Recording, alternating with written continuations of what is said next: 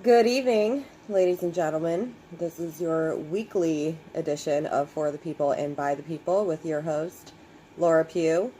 Um, Before I go into anything, first off, the Virginia Beach shooting, my condolences, my thoughts and prayers go out to all the victims, their families, friends, loved ones, everything. I can't even imagine what you all are going through, and I know a lot of the left likes to ridicule every time someone says our thoughts and prayers are out for you, but my thoughts and prayers are really out for you, and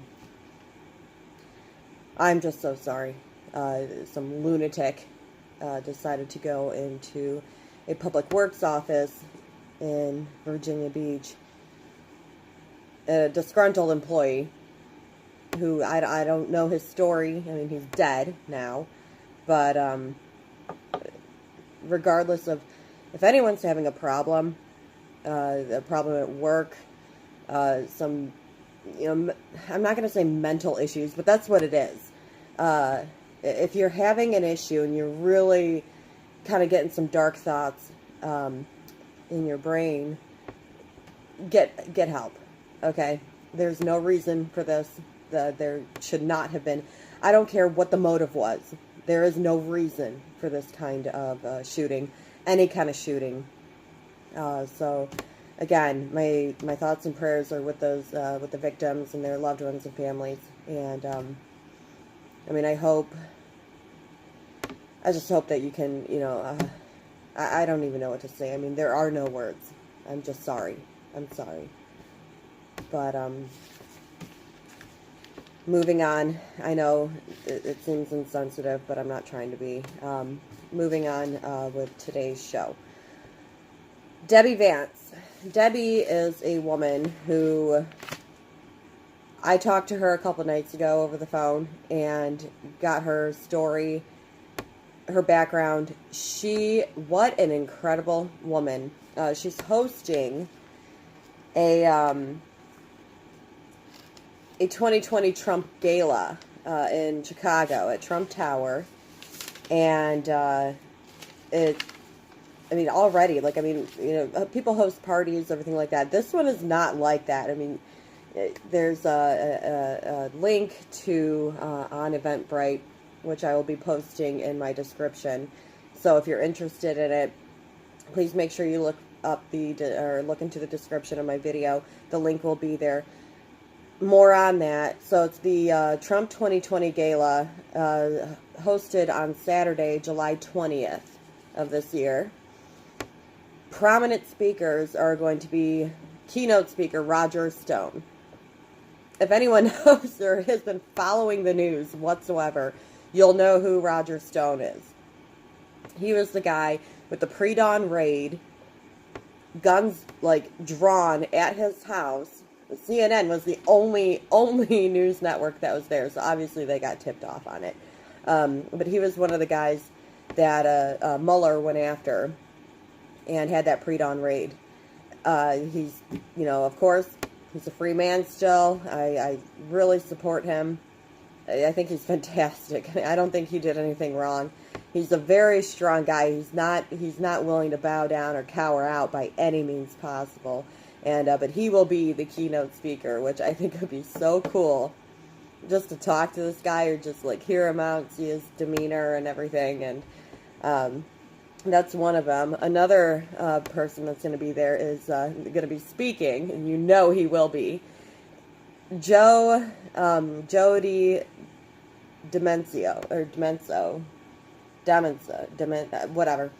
I've never been able to pronounce his last name, but I know who he is. I'm a big fan. If anyone doesn't know him, he's one of the Trump impersonators. In fact, he is the top Trump impersonator. He's a comedian actor. He's been following Trump for the past decade, even before he was running for office, and getting his demeanor down, getting his, the sound, Trump's voice. I can't do it. I consider myself pretty good with impersonations.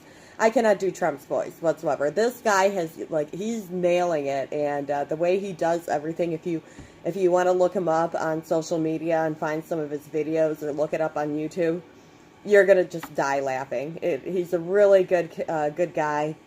Just looking to, kind of bring humor to everything, not necessarily divide, which a lot of these, like Saturday Night Live, when you have that, what's his face, I don't even want to mention his name, dressing up like Trump, trying to make a jerk of himself, and it doesn't help anybody. This guy, though, when he impersonates Trump, he really does a really good job, and I think you all like him.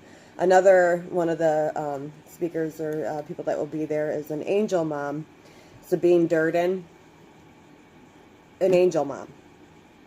So this is someone who lost her child due to an illegal murdering them. And she faces this every single day. I mean, we talk about illegal immigration all the time. This is the consequences of illegal immigration that isn't organized or anything. I mean, you just allow these people in without looking into their history or figuring out who these people are. Half the time, these guys have been deported 5-6 times, and sure enough, boom, this person gets killed, and guess what? Well, it's angel mom like Sabine Durden who has to live with it. And I think it'll be great to hear from her. Another one is the former Miss Wisconsin, Melissa Young. She'll be there. Co-founder of Fallback Production Studio. Lucretia Hughes will be there. Retired FBI agent Van Harp and many others will be there. So again, I will be posting the link to get your tickets on Eventbrite. It is the Trump 2020 Gala on Saturday, July 20th at Trump Tower.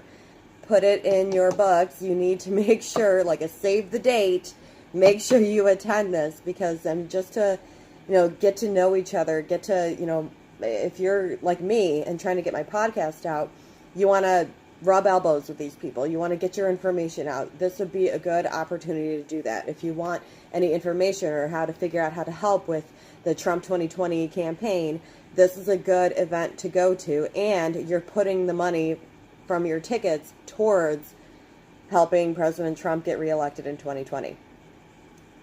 Very, very good. Muy bueno. All right. So let's get it kick-started. We're going to do something a little bit different today, and this is going to be kind of like you guys, like this weekend's podcast is my guinea pig, if you will. The Mueller Statement that came out this past week.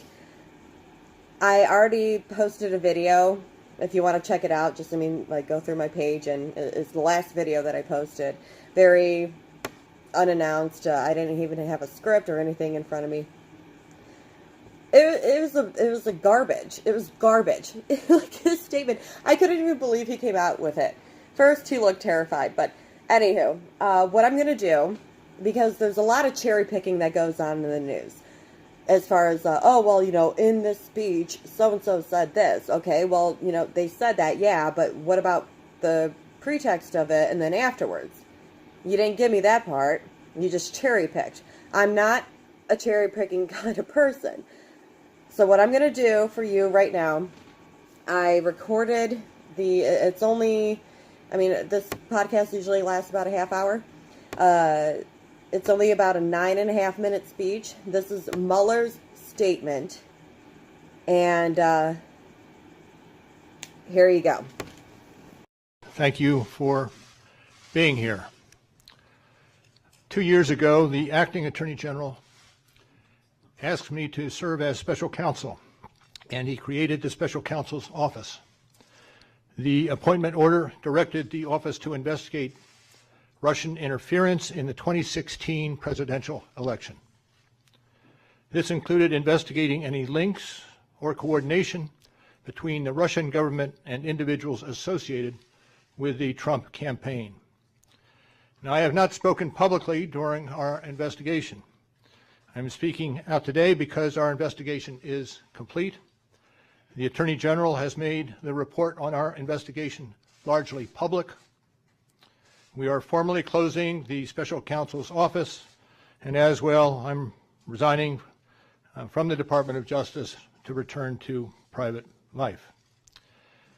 I'll make a few remarks about the results of our work. But beyond these few remarks, it is important that the office's written work speak for itself. Let me begin where the appointment order begins, and that is interference in the 2016 presidential election. As alleged by the grand jury in an indictment, Russian intelligence officers who were part of the Russian military launched a concerted attack on our political system. The indictment alleges that they used sophisticated cyber techniques to hack into computers and networks used by the Clinton campaign. They stole private information and then released that information through fake online identities and through the organization WikiLeaks. The releases were designed and timed to interfere with our election and to damage a presidential candidate. And at the same time, as the grand jury alleged in a separate indictment, a private Russian entity engaged in a social media operation where Russian citizens posed as Americans in order to influence an election. These indictments contain allegations, and we are not commenting on the guilt or the innocence of any specific defendant. Every defendant is presumed innocent unless and until proven guilty. The indictments allege, and the other activities in our report describe, efforts to interfere in our political system. They needed to be investigated and understood, and that is among the reasons why the Department of Justice established our office. That is also a reason we investigated efforts to obstruct the investigation. The matters we investigated were of paramount importance.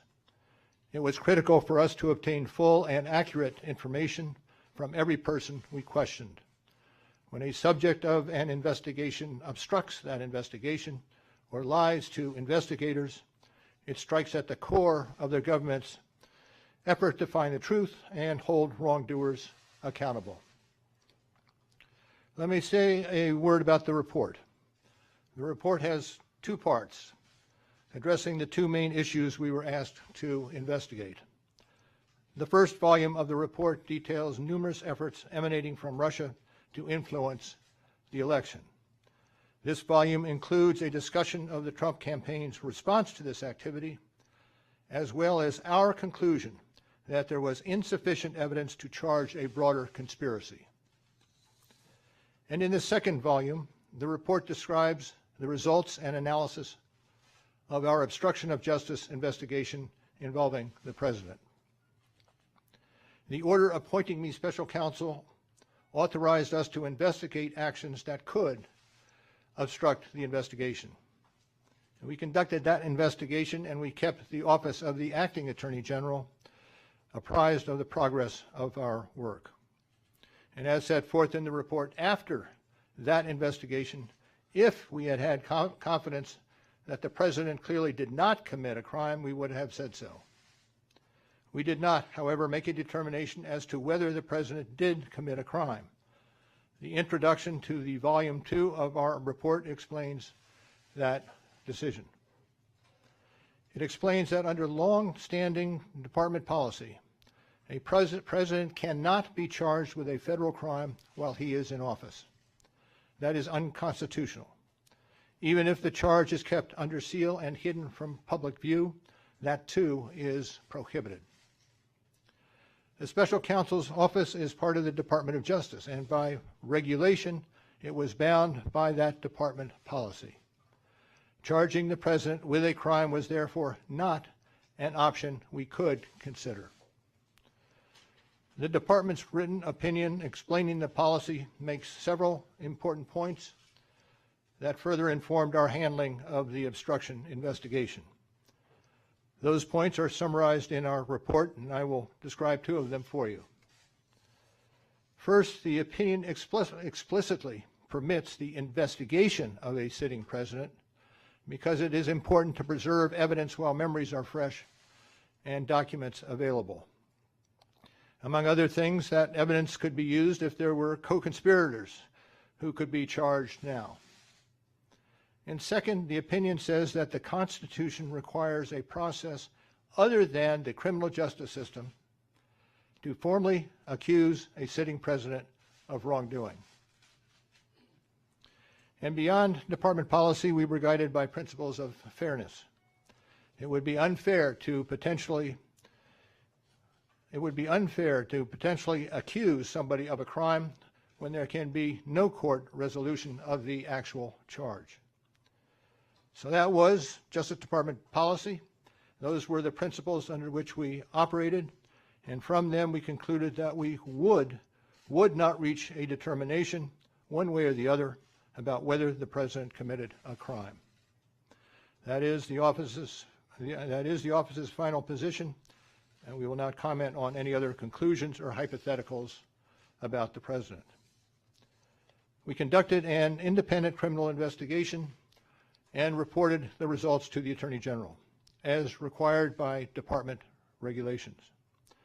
The Attorney General then concluded that it was appropriate to provide our report to Congress and to the American people. At one point in time, I requested that certain portions of the report be released. The Attorney General preferred to make the entire report public all at once, and we appreciate that the Attorney General made the report largely public, and I certainly do not question the Attorney General's good faith in that decision. Now, I hope and expect this to be the only time that I will speak to you in this manner. I am making that decision myself. No one has told me whether I can or should testify or speak further about this matter. There has been discussion about an appearance before Congress. Any testimony from this office would not go beyond our report. It contains our findings and analysis and the reasons for the decisions we made. We chose those words carefully, and the work speaks for itself. And the report is my testimony. I would not provide information beyond that which is already public in any appearance before Congress. In addition, access to our underlying work product is being decided in a process that does not involve our office. So beyond what I've said here today and what is contained in our written work, I do not believe it is appropriate for me to speak further about the investigation or to comment on the actions of the Justice Department or Congress. And it's for that reason I will not be taking questions today as well. Now, before I step away, I want to thank the attorneys, the FBI agents, the analysts, the professional staff who helped us conduct this investigation in a fair and independent manner.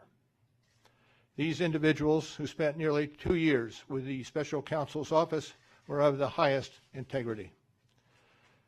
And I will close by reiterating the central allegation of our indictments, that there were multiple, systematic efforts to interfere in our election. And that allegation deserves the attention of every American. Thank you. Thank you for being here today.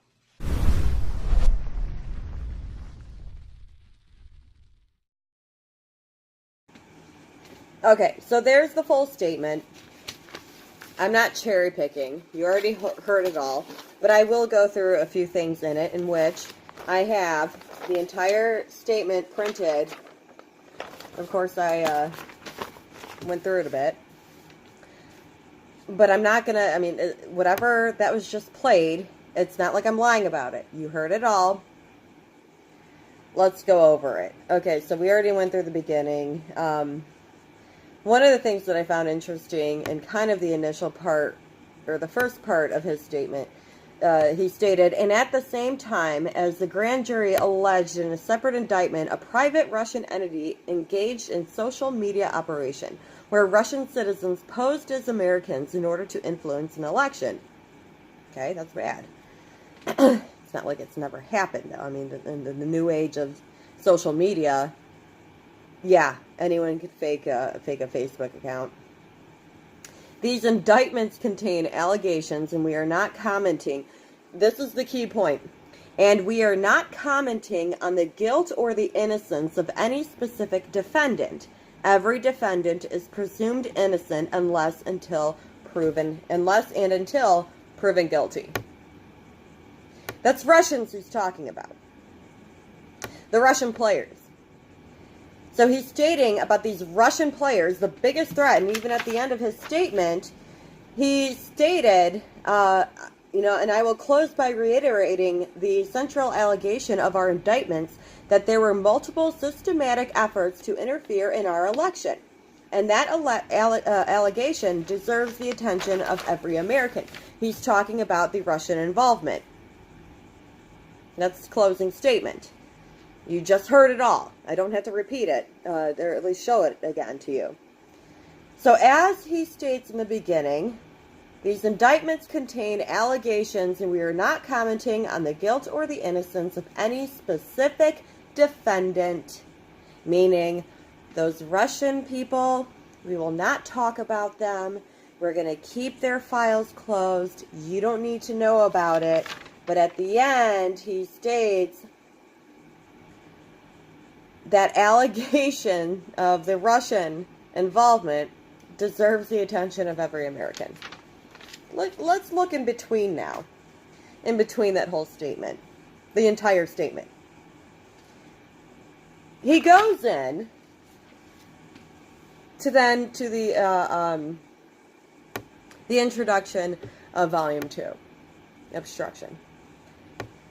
So we already knew Trump didn't collude. He states that clearly. I think even the order appointing me special counsel authorized us to investigate actions that could obstruct the investigation. We conducted that investigation, and we kept the office of the acting attorney general apprised of the progress of our work. And as set forth in the report, after that investigation, if we had confidence that the president clearly did not commit a crime, we would have said so. We did not, however, make a determination as to whether the president did commit a crime. Are you following me here? So you're talking about at your closing statement, your closing paragraph or sentence, that the Russians are the main problem that we need to look at, but yet you focus this bogus statement and a bogus Volume 2 and a bogus report to begin with, stating that you're actually naming the president. You cannot commit him of a crime. So if you're not going to commit him of a crime, then you don't mention it. I mean, I wouldn't want that on me. If I was a suspect for robbery, just because I happen to be around that area, all of a sudden, people are talking about me like, Laura, you it looked like you had robbed this place, or people are saying that you did, and then it comes out saying, well, we cannot clear her, but she didn't do it, or like we can't find evidence that she did it. What country do we live in? Innocent before proven guilty, or guilty before proven innocent? Do I have to prove my innocence, or do the attorneys have to prove my guilt? Last I checked, it was the latter. So Bob Mueller, in this stupid 10-minute statement, or 9.5-minute statement, already completely ruined that. I mean, he shred all of that apart as far as American standards. And he listed it, the first thing, even before he even got into the introduction of Volume 2, the paragraph prior, and again, listen to the statement if you really want to, goes into how, well, we can't really commit him of a crime, but we can't really call him innocent. Why the hell would you mention that? You guys are all morons. You're not morons. I know what you're doing. You're trying to feed the Democrats any kind of impeachment power that you can. And, I mean, I cannot wait for 2020 because y'all are going to look ridiculous. Okay, so then the next statement, or the paragraph. The introduction to the Volume 2 of our report explains that decision. It explains that under long-standing department policy, a president cannot be charged with a federal crime while he is in office. That is unconstitutional. I agree with him. Even if the charge is kept under seal and hidden from public view, that too is prohibited. Now, why would he put that in there? Can anyone give me a guess? I cannot definitively say why he put it in there, but I have an idea, a strong idea, based off of his actions and what they've done in the entire... I mean, this guy's bought and paid for by the Democrat Party. I think he's bought and paid for by Clapper and Brennan and Obama himself. They want they want their name cleared of any kind of a Watergate thing. Only this is way bigger than Watergate. But he states in there, and one of the key things, even if the charge is kept under seal and hidden from public view, that too is prohibited. He's trying to insinuate something. Not insinuate, he's trying to bring up what Mark Levin, I love Mark Levin, what he calls a pseudo event. He'll throw any kind of straw to the Democrats right now to pull at, to make an impeachment, create an impeachment proceeding. Even if that's kept under seal and hidden from public view, that too is prohibited. So they're going to look at that and be like, oh, well, maybe there's something else there. Maybe something's hidden and we can't see it. And that's why, we can't talk about it right now. I'm not dumb. I'm young, but I wasn't born yesterday. Give me a break. It's just one thing that I kind of threw a red flag in my brain that we should pay attention to. I'm not going to carry on forever with it. The next one is, first, the opinion explicitly permits the investigation of a sitting president because it is important to preserve evidence while memories are fresh and documents are available. I get it. Among other things, that evidence could be used if there were co-conspirators who could be charged now. Keep that in mind. And second, the opinion says that the Constitution requires a process other than the criminal justice system to formally accuse a sitting president of wrongdoing. Now there you go. There's your silver platter with impeachment right on it that Mueller just gave to the Democrats in this ridiculous statement on top of a ridiculous report. Again, the opinion says that the Constitution requires a process other than the criminal justice system. Other than the criminal justice system. Meaning what he was working with, because he was working under the Department of Justice. To formally accuse a sitting president of wrongdoing. Basically stating he can't do it, but I'm going to hand off the baton. Further going, it would be unfair to potentially accuse somebody of a crime when there could be no court resolution of the actual charge. Again, another thing on the silver platter to hand to the Democrats. Because we all know in impeachment proceedings, when the House actually votes for an impeachment, they have to go to a Senate where it goes for a trial. He's listing it right there. I mean, he listed it within 3 sentences of what they need to do. And it wasn't because that he's, wanting to, for all this to go away. No, he hates this guy. Mueller hates Trump. He may be a Republican. Everyone's like, oh, but Laura, he's a Republican. Yeah, I get it. But you know what? There's a lot of Republicans out there. Look at the late McCain. Look at Rand Paul. He's questionable. Look at this other douche that recently came out. I don't even know what the hell he is. I don't know if he's a mayor or whatever. He's trying to just make a name for himself, or at least get the 15 minutes of fame. Go for it. But it's not like every Republican is for Trump. So, yeah. I mean, there are people out there. Next part. So that was Justice Department policy. Those were the principles under which we operated. Again, he's using that to build on the platter that he's giving on to the Democrats. And from them, we concluded that we would not reach a determination one way or the other about whether the president committed a crime. You know what? If you couldn't find a crime that was there, you shouldn't mention it at all. It's just, I mean, that's 2 pages. Okay, well, 1 front and back of how ridiculous this is. Well, now afterwards, after he mentions that, he goes into trying to cleanse himself, kind of being the pilot and washing his hands in the Jesus, the way, how he basically committed Jesus to death. I mean, it was supposed to happen, but Pilate cleansed his hands, washed his hands of the sin. He gave it away to somebody else. He made sure that the people actually voted on Jesus' death and not him himself, but at the same time, he still had control. That's Mueller right now. Mueller is a Pilate, washing his hands, cleansing his hands.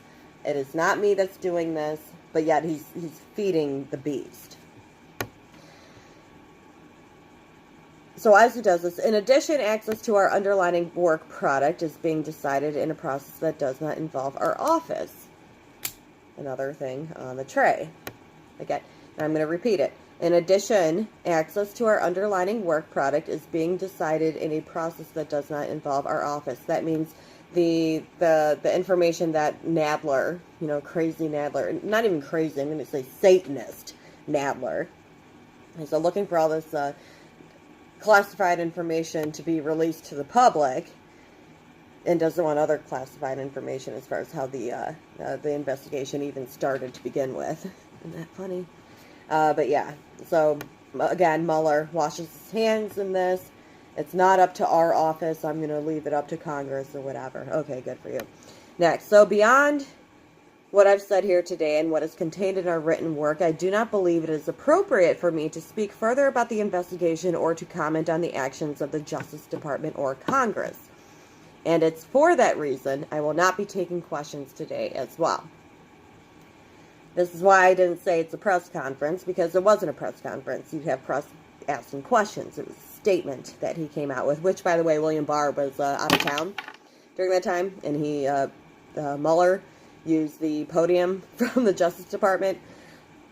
Oh, God, you guys are terrible. I mean, you can't hide anything very well, can you? Another thing of him, as I mentioned before, even when he walked onto the stage and started talking, this guy's terrified. He does not want to be brought in front of Congress. Can you imagine him in front of a Jim Jordan in the House? A Mark Meadows? Let's say Lindsey Graham, brings him to the Senate. Let's see how he'll grill him. He doesn't want those questions answered because guess what? He'll be under oath, and if he pleads the fifth too many times, it's going to look like exactly what he is, a sleazeball.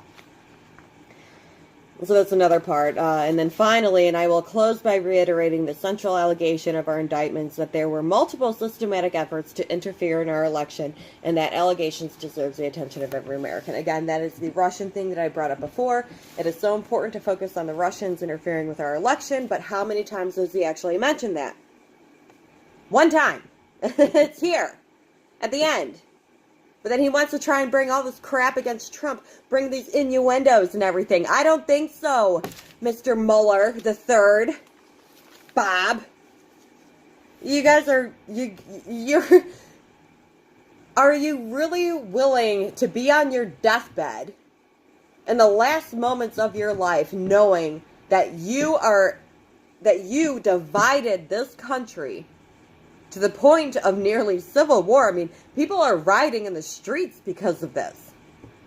The flames of every policy that Trump is trying to fight for, that Democrats used to fight for, is now like a huge upset to them, and they've got to march and throw rocks into buildings and wear stupid frickin' hats. I mean, you guys are... I really hope these men who were involved, men and women who were involved in this whole investigation, I really hope they find Jesus. They need him. I think they need a peace of mind. And I think maybe Mueller, either he's terrified or he just realized what the hell he did. But I don't think he realized what the hell he did, because he just came out with a stupid statement that just encouraged them even more. And then the following day, Department of Justice and the Special Counsel Office came out with a joint statement stating like, oh no, you misconstrued what that statement was. Well, you know what? Don't frickin' make it without Barr, being out of town. Work together in it. I'm sure there'll be more of this. This won't be the end. But I had to talk about it. All right.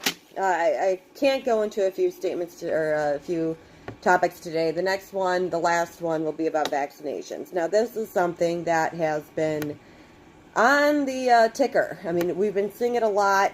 I've been seeing it a lot as far as the concerns as far as anti-pro, everything like that. Well, here's my stance on it right now before I actually go into it. I'm not either, okay? Like, I'm right in the middle on this. I can safely say that. I'm not an activist by any means when it comes to vaccinations. My kids are vaccinated.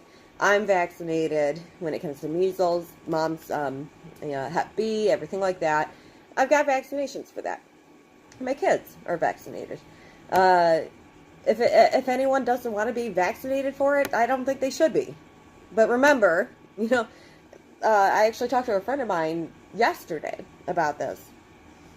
And she was in contact, or possible contact, with someone with the measles. Thank God it wasn't, but it was a scare among the group that she was talking to. And what it was, the woman came in, hey, I thought my son had the measles. I know I'm vaccinated. He's vaccinated. However, I could have been, a carrier of it. And I know I'm safe. If other people are vaccinated, they're safe. But if they're not vaccinated, I'm giving you the measles now. Because she's a carrier. She's protected. But the others aren't. It's a very complex and fluid issue, for sure. I'm not knowledgeable on one way or the other. I've gotten a point of view from an anti-vaxxer. He was all about, just eat right and, we don't have to face this. And I watched one of the town halls that she had sent me. And I've read every article that she sent me. Don't think that I didn't, because I did. In fact, that town hall was very interesting. But he said it was all on fire. I think more leaning towards their way. But it did actually hit key points on both sides. I'm an open mind when it comes to that. I actually want your guys' opinion on it. So vaccinations or not. Again, when it comes to kids, I think they should be. I think we should watch what year we do it and what vaccinations we give them. As far as the vaccination I do not do is the flu vaccination, only because it's constantly changing. The measles and mumps and everything like that, they're not changing. They've been around for a while. The vaccinations are actually proven very well. And I think right now Washington State is suffering from a measles outbreak right now. But they're one of the top states, I believe, that are have the biggest group for anti-vaxxers, and there's a measles outbreak. I mean, you do your research on it. I think it's a very important thing to look on. Let me know your thoughts. I mean, comment below. I mean, are you pro? Are you anti? If you are, what do you not dislike about it? I mean, I also talked to a person who's pro-vaccination. Not necessarily pro. She majored in chemistry with something. I couldn't even tell you what the degree was, but one of the top things that she did study was vaccinations and how some of the vaccinations are good, how some of them are not good, how some of them work with a certain person, how others don't work with a certain person, and how those people, when others are vaccinated with that one, I mean, it's just, there's so much. I mean, my mind, I feel like it's going to explode right now just thinking about it, but let me know your thoughts. God, I look like a labradoodle or something with my hair right now. Thank you, headphones, for making me look like a dog. Hope you liked tonight's show. Hit that subscribe button. Hit that notification button, because it's not like I'm posting videos every day. So you're not going to get an alarm on your phone every 5 minutes of something of mine. Trust me. But I would like you to actually get notified the one time, maybe 2 times, very rarely too, a week, that you get to see, hey, Laura posted something on For the People and By the People. I'm going to save that and look at it later. It's not like you have to look at it then. Again, hit that like button, comment below of anything that you found either outrageous, or if you agree on something, or if you liked what you had to see today. And one of the things, oh yeah, real quick, one, Unfreedom of the Press right there, that book. I read it. It is incredible. You have to get it. Unfreedom of the Press by Mark Levin. He's a great guy, just a brilliant mind, a true intellectual by any means. His reference on, you know what, I'll save that for later. I'll save that for next week. But just have a good weekend, or finish your, the rest of your weekend. Have a great work week. I look forward to hearing from you and talking to you guys again next week. All right. God bless you, and God bless America.